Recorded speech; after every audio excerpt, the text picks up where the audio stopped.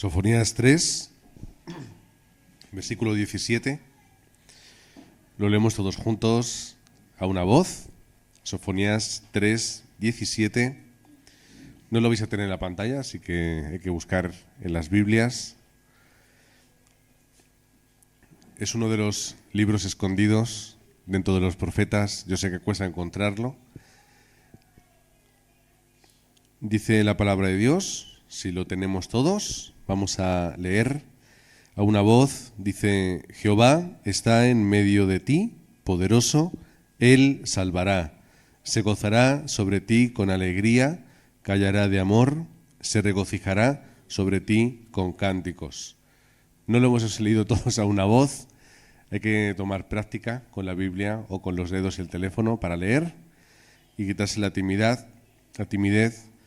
Dice la palabra en la versión Nueva Versión Internacional, Sofonías 3:17, porque el Señor tu Dios está en medio de ti como guerrero victorioso.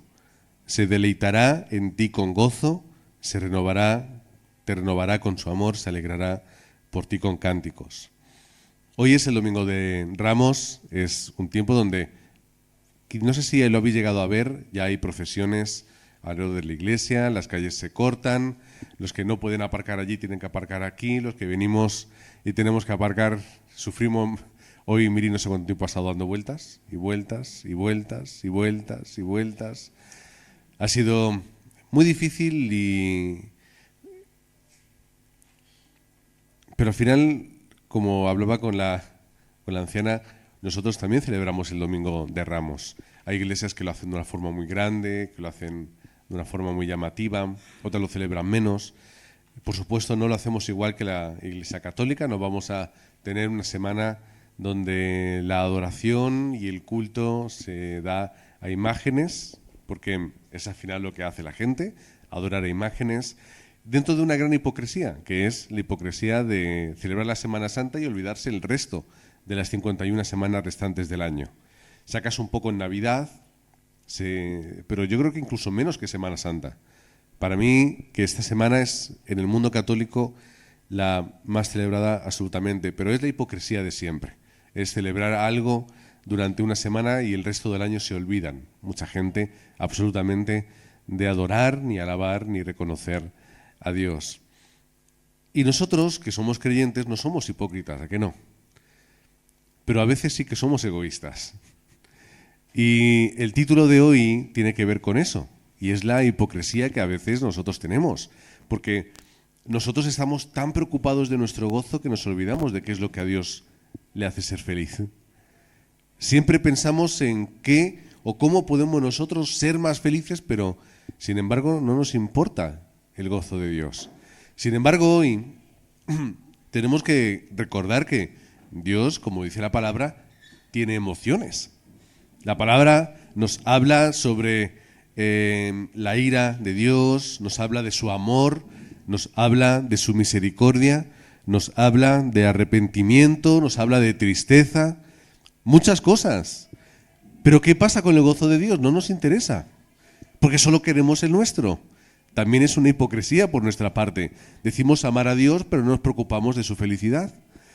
Al igual que yo puedo decir, yo amo mucho a mi esposa, pero si no me preocupo de que esté bien, de que esté feliz, de que esté contenta, ¿qué tipo de esposo soy? Hipócrita, torpe, mentiroso. Así que la pregunta de hoy es, ¿en qué se goza Dios? ¿Qué es lo que le hace feliz? ¿A Dios le hace feliz que recorramos durante esta semana las calles con estatuas? ¿Que vayamos a ver a la Virgen de no sé cuánto o al Jesús de tal? ¿Realmente Dios se siente feliz por esto? Vamos a ver 3 puntos en los que Dios se goza hoy.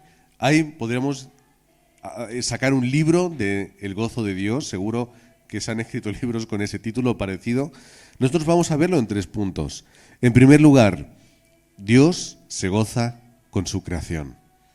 Algo que parece muy extraño, porque ¿cómo es posible que un Dios tan grande y absoluto se goce con algo tan pequeño y significante como somos nosotros? ¿Por qué el Dios ilimitado, todopoderoso, omnisciente y omnipresente se va a gozar con unos seres tan torpes que además constantemente le están despreciando, que están pensando solamente en sí mismos, que estamos nosotros solamente pensando en nosotros mismos. Por lo que cuando recordamos la palabra Emmanuel, Dios con nosotros, lo hacemos siempre desde una perspectiva que es la nuestra. Ay, Dios está conmigo, estoy feliz. Como Dios está a mi lado, estoy contento, estoy tranquilo. Cuando vamos por problemas decimos, ay no, Emmanuel, Dios está con nosotros, vamos a confiar. Pero es que la maravilla de esta palabra no es que solamente que Dios esté con nosotros es un gozo para su iglesia, sino que para Dios estar con su pueblo es felicidad. ¿Qué es lo que nos cuesta mucho creer? Dios es feliz con su pueblo. Dios es feliz estando con nosotros. Era la intención inicial de la creación. Cuando termina la creación, ¿qué es lo que Dios dice? Esto es bueno. Vio Dios que era bueno. Estaba feliz por lo que había creado, por el ser humano que había hecho. Porque podía estar con su creación sin ningún tipo de impedimento. Pero el pecado, como siempre, es el obstáculo para todo. Cuando Dios está feliz con el ser humano, ¿qué es lo que el ser humano hace? Peca en contra de Dios.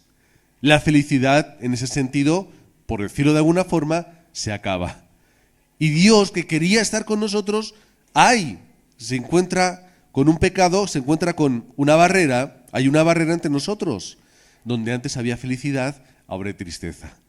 Cuando Dios antes se sentía feliz de estar con nosotros, ahora se siente agredido, se siente insultado. ¿Qué ocurre? ¿Que ahora la criatura es más importante que yo, que la he creado? El ser humano es ese ser tan imperfecto y a veces tan ridículo, ¿es más importante que yo, que le he dado vida, que lo he creado, que le he dado espíritu? Donde antes había satisfacción, ahora lo que había era pecado entre medias. Y este es nuestro problema, el problema del ser humano. Dios ya no puede estar con nosotros, no puede existir esa relación, porque Dios es santo y nosotros estamos manchados. No podemos estar unidos como lo estábamos antes.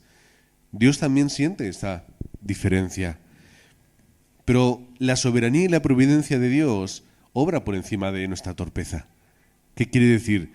Que donde Dios podía haber dicho, se acabó, fuera este ser, al igual que los dinosaurios, pues fuera también esto, es un meteorito y se acabaron todos.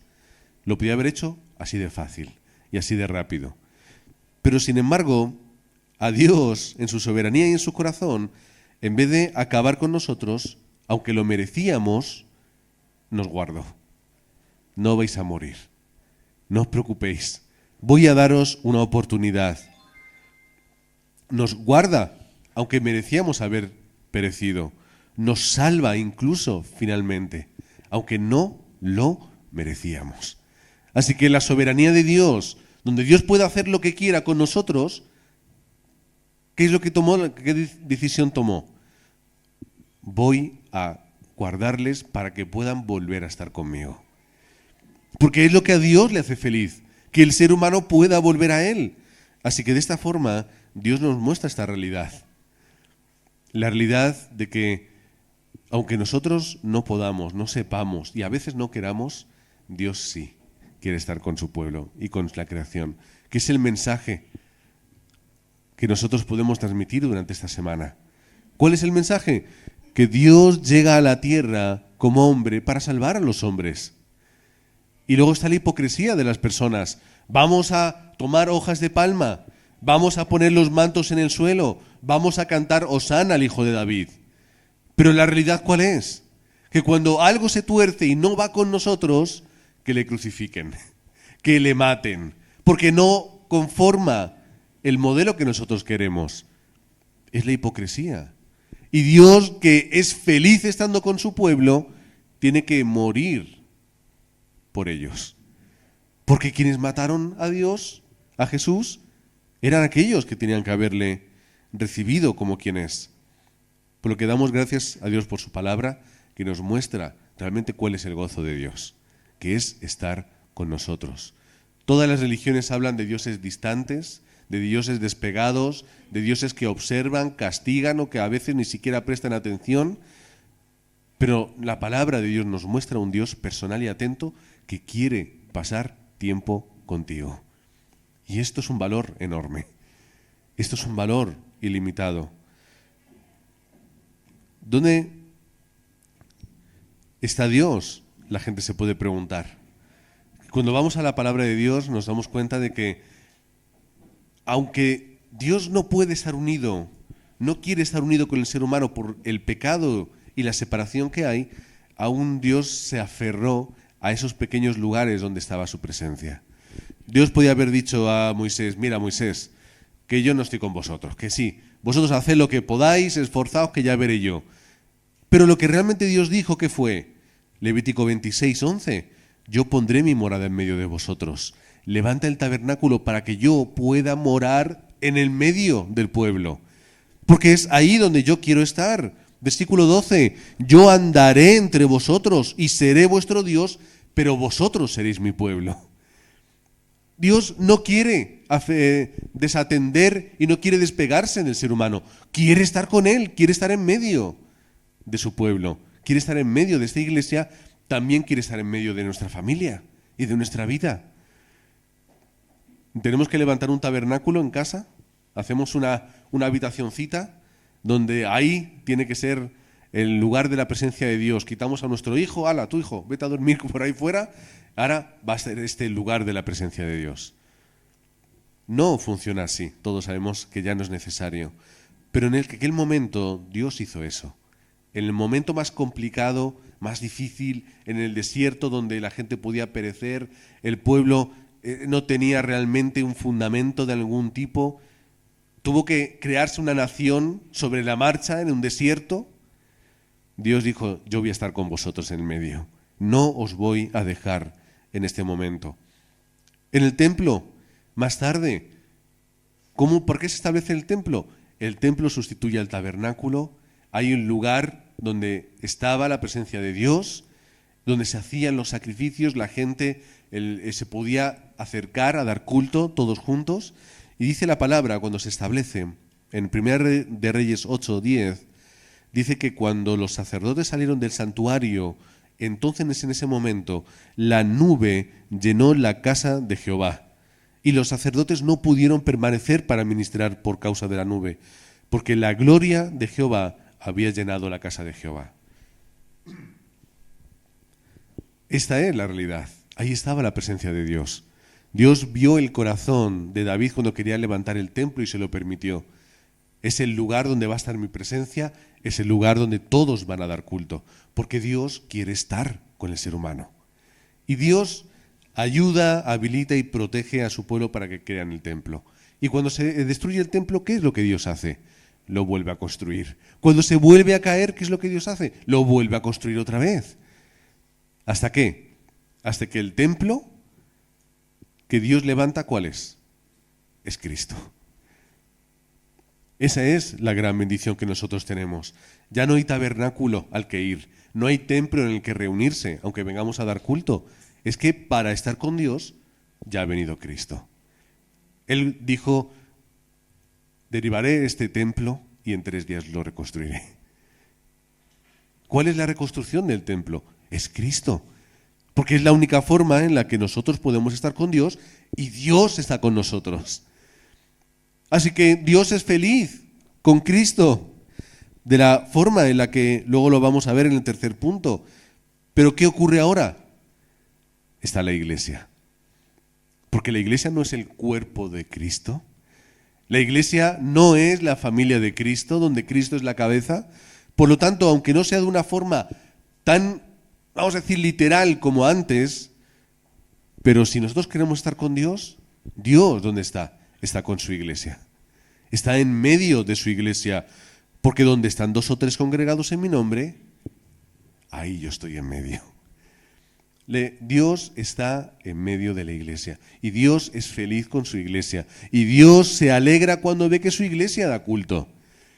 ¿Dónde está la iglesia? No es el templo. También en las casas que nos escucharán por internet. También será en cualquier otro lugar.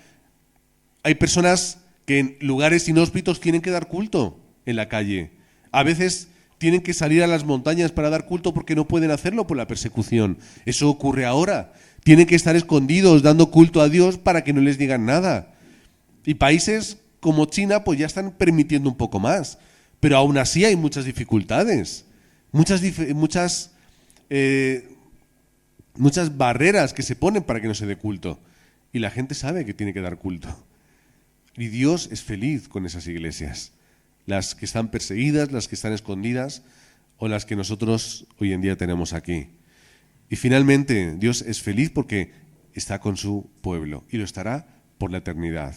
Y si leemos Apocalipsis 21:3, dice la palabra, escribiendo Juan, dice que oí una gran voz del cielo que decía, he aquí el tabernáculo de Dios con los hombres, y Él morará con ellos, y ellos serán su pueblo, y Dios mismo estará con ellos como su Dios. Es lo que está mirando hacia el futuro. ¿Quién es ese tabernáculo que está con su pueblo? ¿Cuál es el tabernáculo que va a llegar? Es Cristo. Por lo que de aquí a una eternidad lo que nos espera es a un Dios feliz porque vamos a estar con Él. Y es lo que Dios está esperando. No sé a qué momento, no sé por qué tarda tanto, pero Dios está esperando al momento en el que finalmente su pueblo vaya a estar con Él y vaya a estar feliz. Así que, hermanos, ¿cómo queremos hacer feliz a Dios? ¿Cómo queremos digamos que Dios esté gozoso? Cuando nosotros estamos con Él y Él está con nosotros. Esta es la forma en la que Dios está feliz. Así que como no somos egoístas, vamos a hacer que Dios esté contento. En segundo lugar, ¿cómo Dios está feliz? Pues Dios está feliz no solamente cuando Él puede estar con nosotros, sino cuando nosotros buscamos estar con Él. Es el segundo punto. Es parecido, ¿verdad? Pero no es lo mismo. Porque Dios puede querer estar con nosotros, pero nosotros podemos no querer estar con Él. Y eso en el desierto se vivió. Sí, el Señor está ahí, la presencia de Dios en el tabernáculo, pero mucha gente que decía, vámonos a Egipto otra vez porque aquí no nos gusta. Porque yo no creo que podamos vencer con los pueblos que hay en Canaán. Porque no confío en la palabra de Dios. Así que estando el tabernáculo en medio, con la presencia de Dios ahí, el pueblo aún así pensó que lo mejor era abandonarlo. Deja el tabernáculo aquí, vamos otra vez a Egipto. ¿Cómo podían ser tan torpes? ¿Cómo podían ser tan desagradecidos? ¿Cómo podían ser tan, no sé, buscad vosotros adjetivos en vuestra cabeza? No los digáis en voz alta. ¿Cómo podían ser así? Pues así es como nosotros somos. Dios quiere estar con nosotros, quiere estar a nuestro lado, quiere bendecirnos de formas ilimitadas. ¿Y nosotros qué hacemos? Ay, ahora no me apetece, ahora no quiero. No, es que hoy no, es que sí, es que mucho, es que ahora estoy cansado, es que ahora tengo... Nosotros no estamos buscando a Dios de la forma en la que Él nos busca. Nunca vamos a poder corresponder ese amor que Él ha demostrado en nosotros. Pero si queremos de verdad que Dios se goce, tenemos que acercarnos a Él. Primero, ¿cómo lo vamos a hacer? En este segundo punto hay otros dos puntos. El primero, el culto unido. Hebreos 13:15 dice, así que ofrezcamos siempre a Dios por medio de Él sacrificio de alabanza, es decir, fruto de labios que confiesan su nombre. Dios es feliz cuando su iglesia da culto, proclama y alaba a Dios. Esta es la felicidad de Dios, cuando ve que su pueblo está tomando un tiempo concreto para poder pensar en Él, para poder hablar de Él, para poder orar a Él y para poder alabar a Él. Hebreos 13:15. ¿Era eso? ¿Cuál es la identidad de la iglesia? La identidad de la iglesia tiene que ser la que busca a Dios. Y la que busca lo que está en su corazón. La que busca el propósito de Dios. Eso nos pone en ese lugar. ¿Qué es lo que Dios quiere? La iglesia no solamente que se une para cantar y para hablar como si fuera un club social. Hay muchas iglesias que son clubes sociales y hay muchas iglesias que hacen conciertos. Pero lo que Dios quiere es de verdad que la gente busque a Dios y busque su propósito. Hay iglesias ahora hay un movimiento de iglesias, que las llaman iglesias sin denominación, que son muy atractivas, son muy interesantes, son muy divertidas, pero realmente todo está enfocado ¿en qué? En el yo. En que yo disfrute, en que yo me lo pase bien, en que yo sienta cosas, en que yo salga contento, en que yo me relacione con otros, pero realmente no están buscando a Dios, ni buscan su propósito. Todo está en el yo.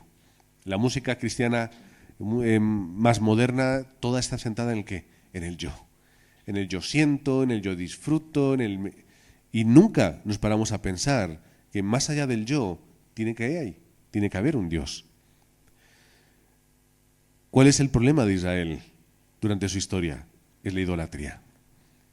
Es la idolatría. Es que ya no es que solamente ya no quieran acercarse a Dios porque no pueden o no les apetece. Es que ya giran su cara y buscan a otros dioses. Entendemos a Dios por qué hizo todo lo que hizo y por qué les mandó profetas y por qué permitió el sufrimiento y los desastres.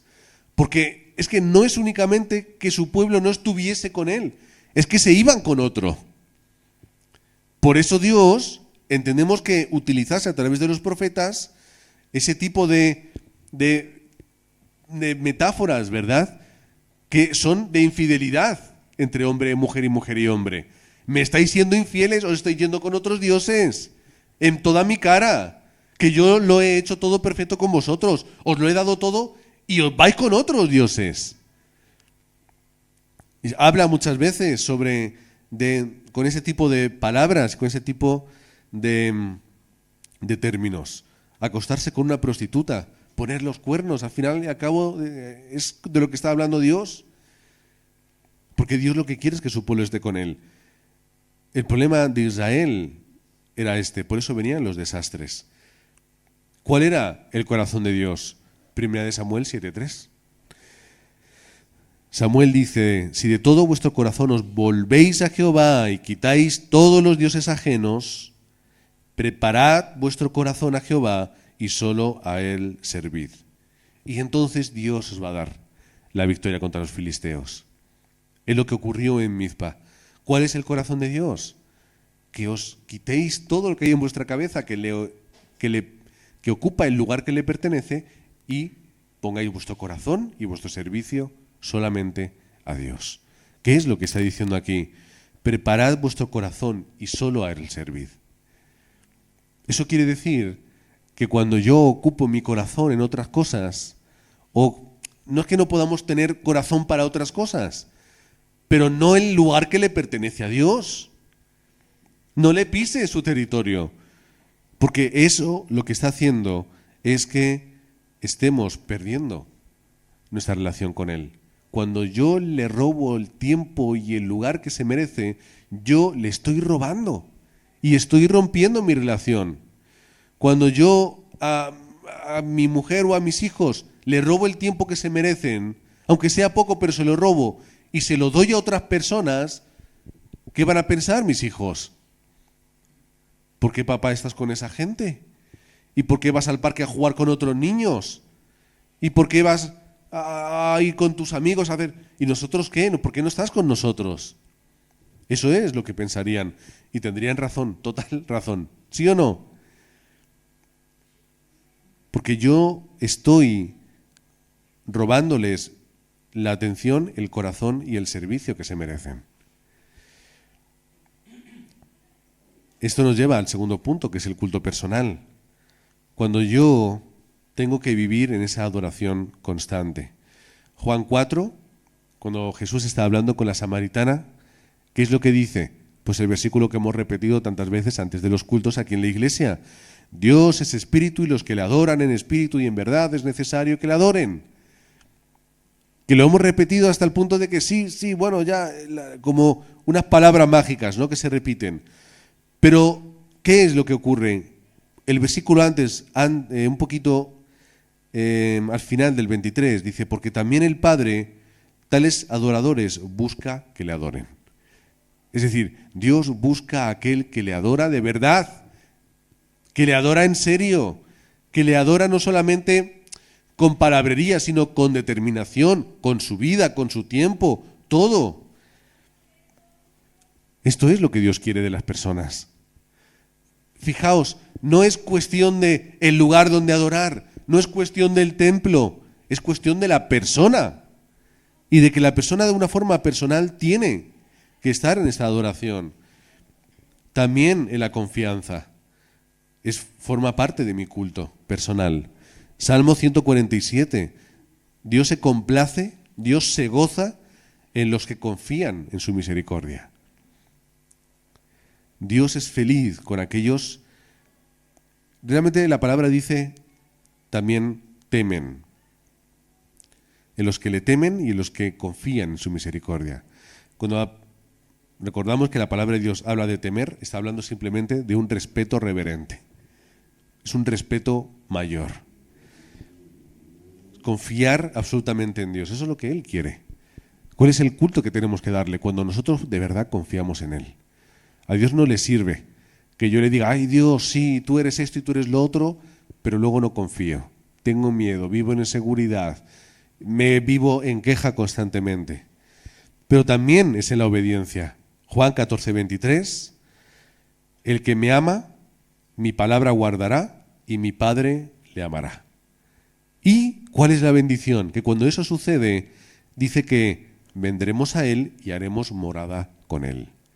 Por lo tanto, cuando yo guardo la palabra de Dios, y guardar no significa memorizar, o no significa guardar en la mochila la Biblia, ¿no? No, yo estoy guardando la palabra de Dios y llevamos la Biblia a todos los sitios. No, quiere decir cuando tú cumples lo que está puesto en la palabra. Guardar la palabra es cumplirla, es leerla, es entenderla, estudiarla y aplicarla en tu vida. Eso significa. Por lo tanto, ¿qué significa la obediencia?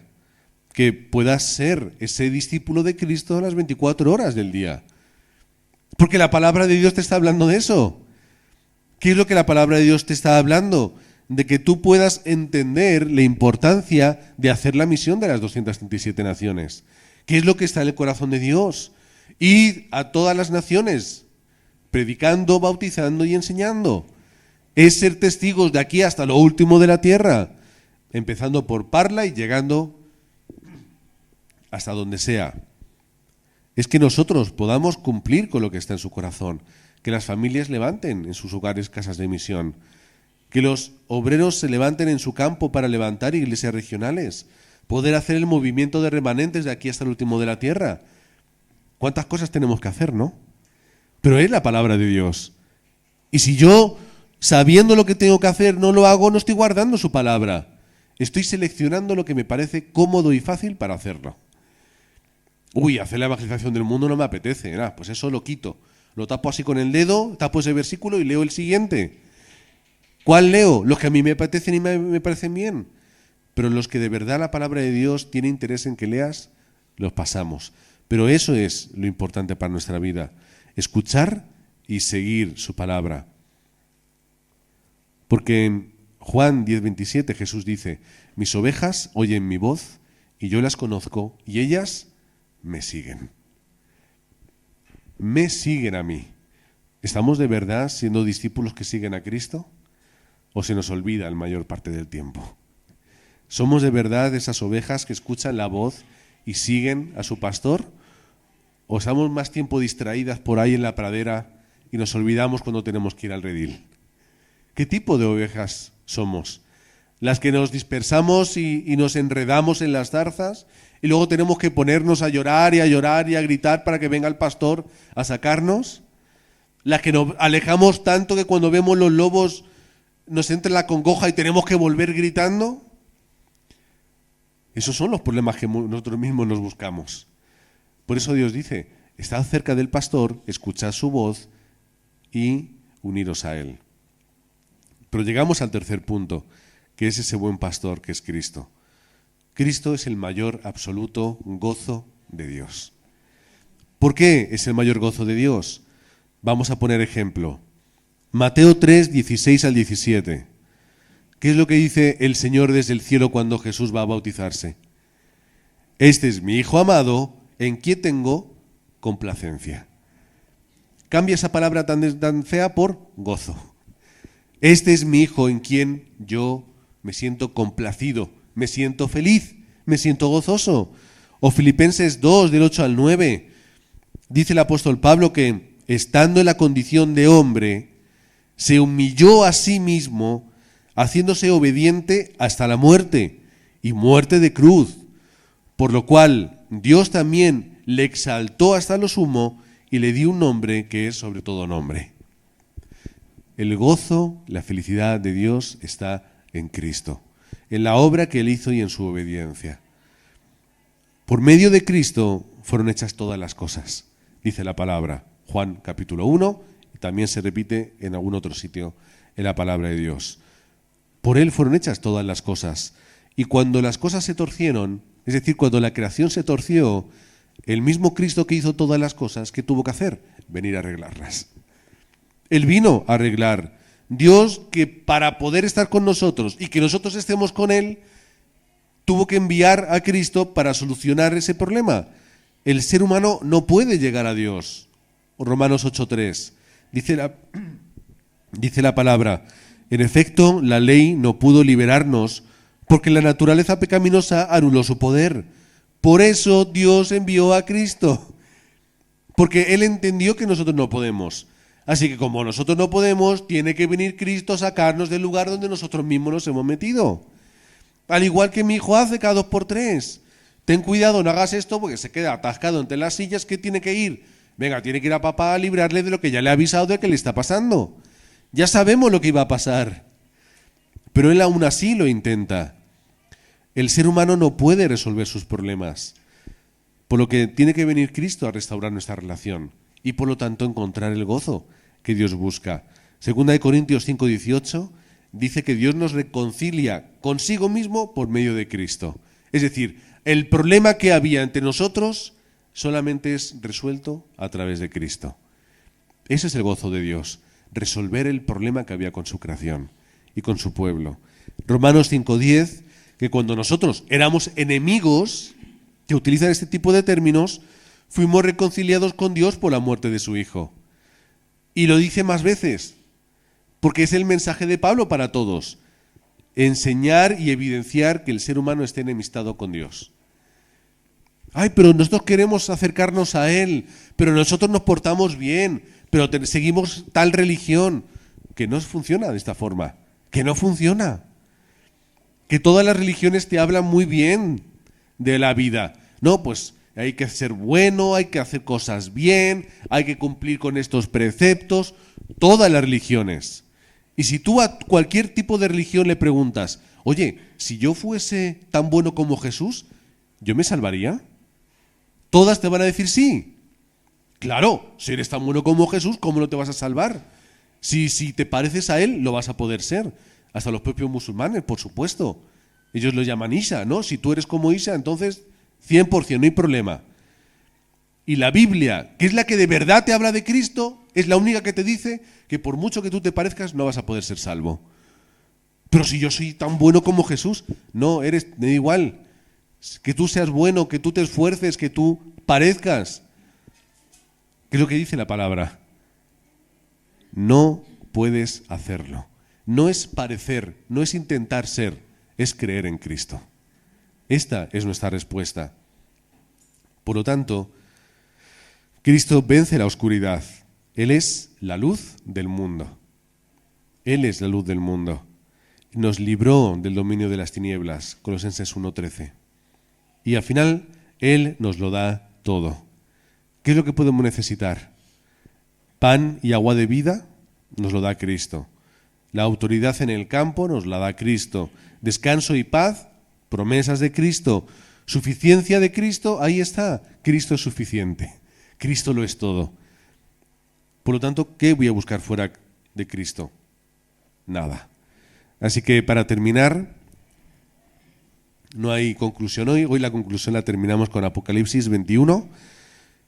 Hemos leído el versículo 3, cuando estaba hablando de ese tabernáculo que va a venir con nosotros, que acampará en mitad de su pueblo y Dios estará con ellos y será su Dios. El versículo 4 nos dice que Él les enjugará toda lágrima de los ojos. Ya no habrá muerte, ni llanto, ni lamento, ni dolor, porque las primeras cosas han dejado de existir. El que estaba sentado en el trono dijo: yo hago nuevas todas las cosas. Y también dijo, menciona Juan, ya todo está hecho. Yo soy el alfa y la omega, el principio y el fin. Al que tenga sed le daré a beber agua gratuitamente de la fuente del agua de vida. El que salga vencedor heredará todo esto, y yo seré su Dios y él será mi hijo. Qué promesa tan bonita. La queremos recibir ya. Queremos enjugar nuestras lágrimas, queremos tener esa paz y esa tranquilidad, queremos que Dios restaure y haga nueva todas las cosas, pero hay que esperar un pequeño tiempo. Hay que esperar hasta que Él venga. Sin embargo, vemos lo que Cristo hace. Todo lo que estaba mal va a ser restaurado por Cristo. Todo lo que estaba mal va a ser restaurado a través de la promesa de Dios en nuestras vidas. Por lo tanto, vamos todos juntos. Vamos a darle tiempo a Miri que suelte a Ian. Y para eso vamos a ponernos todos en pie. Vamos a terminar este culto. Vamos a tener el postludio, no os preocupéis. Así que poniéndonos en pie vamos a orar todos juntos y vamos a testificar esta gran bendición. Y vamos también nosotros, entendiendo y siendo conscientes del gozo de Dios, que nosotros podamos obrar en crecer y en desarrollar ese gozo en el cual nosotros estamos 100% implicados, que es que nosotros somos el origen del gozo de Dios. Vamos a orar. Padre, queremos hoy agradecerte de la misma forma en la que el pueblo te recibió hace 2000 años con esas hojas de palma, con los mantos tirados en el suelo, con los gritos y los vítores. Padre, nosotros queremos recibirte así en nuestro corazón.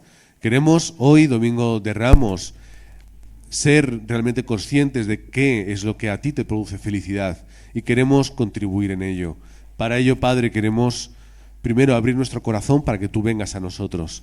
Queremos abrir nuestra vida, queremos abrir nuestro hogar, queremos habilitarte ese lugar perfecto y precioso que es el lugar central, el corazón. Queremos de verdad, Padre, que tú vengas a nuestra vida a morar en ella, que vivas en nuestra vida, a acompañarnos cada día. Y Padre, gracias porque tú nos has permitido acercarnos a ti. Nos has dado la oración para poder hablar contigo. Nos has dado tu palabra para poder comprenderte y conocerte. Nos has dado un motivo por el cual vivir, que es la evangelización del mundo. Nos has dado los remanentes, que son el regalo establecido en nuestra vida y en nuestra familia para que, ayudándolos a crecer, puedan llegar a hacer esa evangelización del mundo. Padre, nos das paz, nos das descanso únicamente con tu presencia. Por lo que, Padre, queremos acercarnos a ti más y más. Y finalmente poder hoy, al igual que mucha gente hace en el mundo, estar gritando Hosana al Hijo de David. Viva aquel que ha venido a salvarnos, que ha venido a morir por nuestros pecados, que ha venido a restaurar la identidad que antes había, pero que se ha roto por causa del pecado. Pero el pecado jamás se va a enseñorear de tu pueblo porque ya está pagado en la cruz. Por lo que, Padre, te queremos hoy agradecer de una forma especial que nos hayas dado la bendición de venir a nuestro corazón, de que a través de la obra del Espíritu Santo tocaste en nuestra alma para que nosotros pudiéramos recibirte como Rey y Señor de nuestra vida, y para que de esta forma nosotros podamos servirte y podamos contribuir a ese gozo que hay en tu corazón, porque queremos estar contigo, queremos vivir contigo hasta el día en el que se cumpla esta promesa en Apocalipsis 21. Enjugarás nuestras lágrimas, vendrás a derrotar a la oscuridad de una vez por todas y moraremos juntos, Señor, en tu presencia por la eternidad. Pero hasta el día en el que eso ocurra, Padre, que podamos ser discípulos tuyos, vivir por y para ti, conscientes de lo que está en tu corazón y transmitirlo al nuestro, cambiar nuestro corazón por el tuyo. Padre, oramos todos juntos y unidos en ese nombre, que sobre todo nombre, el nombre de Jesucristo. Amén y amén.